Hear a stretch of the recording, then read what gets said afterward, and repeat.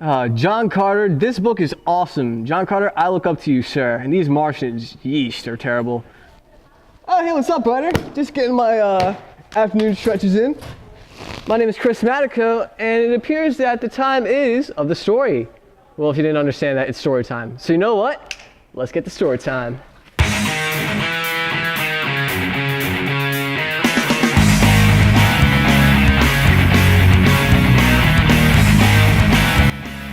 Well, hello again, writers. It's your fellow writer, Matico, and today we're going to be doing another special series. Oh yeah, we did 2 special ones in the last one, and we're doing 2 special ones now. And this one, to my fan fiction people out there, this one's for you. So today we're going to discuss the resources you should use for your fan fiction. And a good example is this guy right here, but I'm going to explain that right now while we hit the drawing board. Let's go.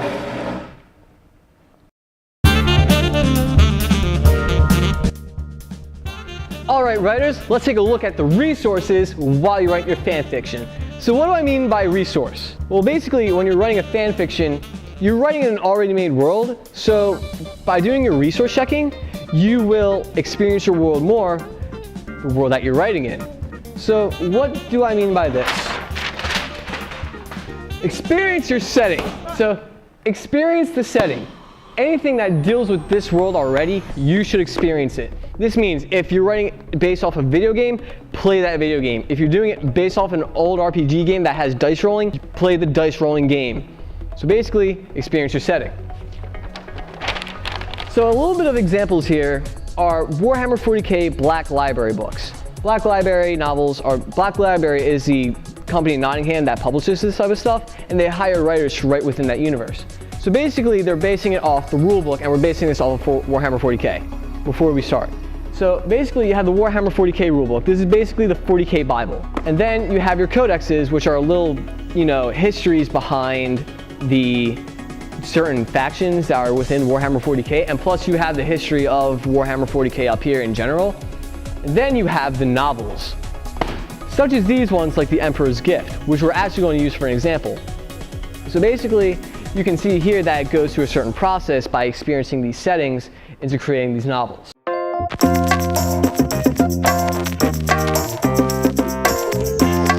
So here are some examples. As I said before, rulebook.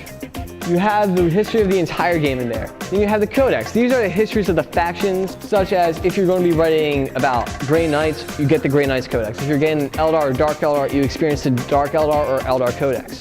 This will then lead into the novel. This is for the huge fans out there. And basically, the stories of the characters within the war that's going on within Warhammer 40K, because basically in Warhammer 40K, they're just trying to survive the galaxy with a huge warring galaxy. And basically, certain novels come out of these certain things that affect the war, such as Path of the Warrior, which experiences an Eldar, The Emperor's Gift, the Grey Knight faction, and Path of the Incubus, which experiences a Dark Eldar.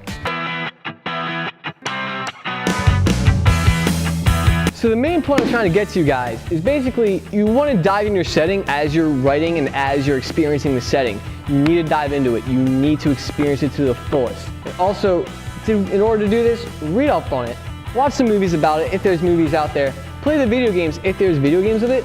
And basically, if you're writing a fan fiction off of a video game, basically do whatever you can to experience the setting, experiencing the world, experiencing certain characters, experiencing the certain races.